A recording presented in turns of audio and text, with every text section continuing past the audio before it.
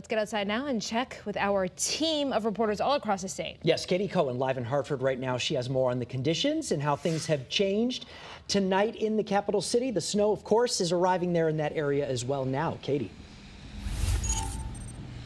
Mark, yes, you just said it there. Snow is coming down. It also feels like the wind is picking up. Every time we get a burst of snow, it just feels like we are getting plummeted in the face, and it is starting to stick. I want to have my photographer Nate turn around and show you there is a plow going down this side road right here behind us. We're right off Albany Avenue, and as you can see, the cars that are driving by, they're having no difficulty. These main roads that are heavily traveled, especially in the past half hour, 45 minutes since snow has started sticking, are clear and fine. Surprisingly, we have also seen a lot of people out walking. We just came across a group of teenagers who were out screaming and cheering, celebrating that they do not have school tomorrow after a week off, extending their February break.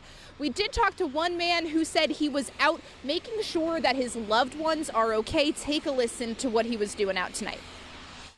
I'm out here feeding my father. It's freezing outside. He works all day. He's 67 years old. So I decided to make some Hungarian pasta.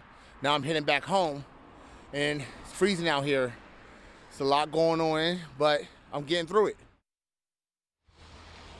A few hours ago, we were just talking with Governor Lamont and a lot of state officials, and they reiterated that they want you to check in with your neighbors, check in with your family and friends, especially if they're elderly or have medical issues and are alone during this storm. We spoke to the city Hartford mayor, Ned Lamont, yesterday, and he said that the city is at its best when everyone is coming together to help. So that really is what is happening in the city right now. We're already seeing it. Everyone is helping each other. We will have another update here in the next half hour. Your reporter live in Hartford, Katie Cohen, Channel 3 Eyewitness News. All right, Katie, thank you.